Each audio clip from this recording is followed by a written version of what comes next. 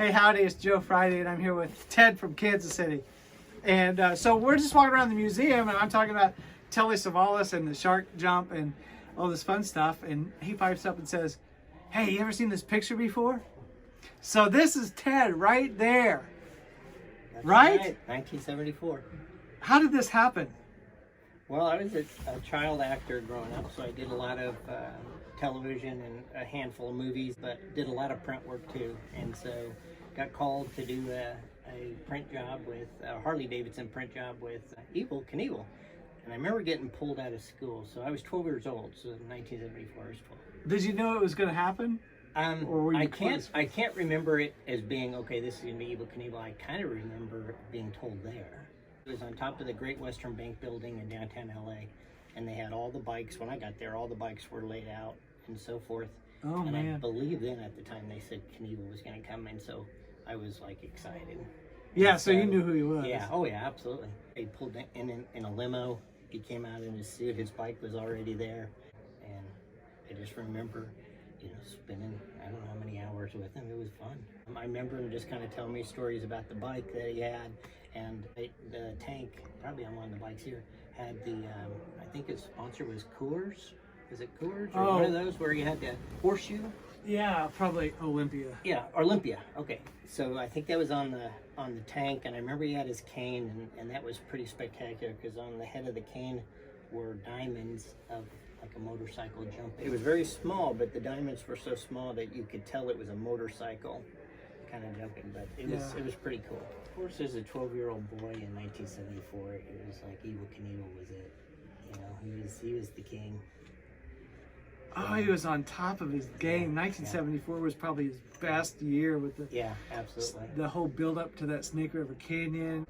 Yeah, that was a wild time. So what happened with the career? Well, I kept working until I got kind of braces on my teeth, and my agent said it's probably not a good time to work, because unless you're in a series and they're looking for or have somebody that's already getting braces, or if you have a part that they need someone with braces, it was fine. So yeah, I stopped. The bullying episode. Yeah. So I stopped, but I worked on quite a bit of stuff, from Bewitched to Little House on the Prairie and Tonight Show. I did a skit with Carson where he played my dad. They used to do the Mighty Carson Art Players, and so they would do skits, and so I play his son. And in the scene, it was kind of funny because he's in front of a firing squad. And there's a general right there, and he's like, do you want a cigarette or anything before the time comes? And he goes, nah. And then I get a cue to run out there and go, Daddy, I only had like 2 cavities. And he was going, well, that's great, son. He goes, what does Mommy think? And I could not remember my line. This is all in front of a live audience. And I went through rehearsals with Carson that week. And everything was fine because there were no people out there.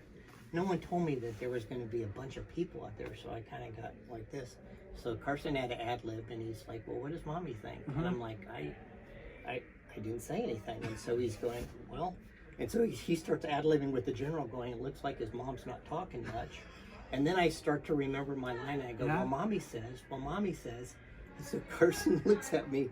I couldn't spit it out, and Carson looks at me and goes, don't worry, son, because they're going to kill me anyway. And that was the end of it. Unfortunately, part of the film, some of Carson's film, was burnt in a fire. They used to keep all this stuff in a cave, I think, in Nebraska. Oh, no. So I've never been able to, well, I saw it when it was on. It's gone. But I've never seen, I have it on audio tape, but I don't have it on video because it's all gone. Oh, man. Yeah. Well, we can recreate it. Yeah. There you go. There you go. Good. Fun time. I'm glad you landed at Kansas City. I'm glad you came by the museum. And glad you piped up. Well, I'm glad to be here. And it was nice meeting you as well. Dude, if I had a poster, I would ask you to sign it. Okay.